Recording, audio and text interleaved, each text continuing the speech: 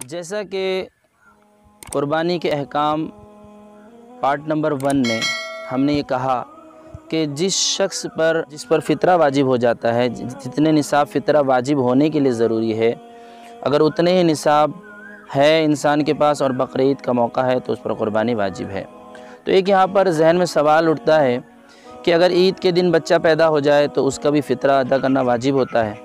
तो अब एक सवाल यहाँ पर इसके लिहाज से खड़ा होता है कि किसी का 6 महीने का या कितने भी छोटा बच्चा है और उसके पास इतना माल है, यानी वो मालिक निसाब है, वो इस तरह मिसाल के तौर पे किसी की बेटी पैदा हुई या बेटा पैदा हुआ, उसकी नानी दादी या कोई भी उसके लिए कोई सोने का सेट बना दिया और उसके नाम पे कर दिया।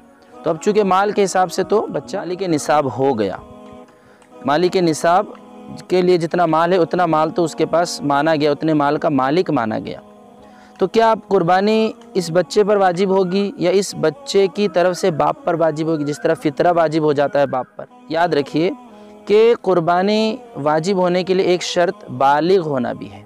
अब चूँकि जो छोटा बच्चा है अगरचे बहुत माल का मालिक है, लेकिन अब ये बालिग नहीं है, तो जब बालिग नहीं है तो शराइत नहीं पाए गए, तो अब इस पर कुर्बानी वाजिब नहीं और ना इसकी तरफ से इसके बाप पर कुर्बानी वाजिब है। उम्मीद है आप समझ गए होंगे। यानी क्योंकि अब उस बच्चे पर बालिग ना होने की वजह से कुर्बानी वाजिब नहीं, तो बाप पर भी उस बच्चे की तरफ से कुर्बानी वाजिब नहीं है।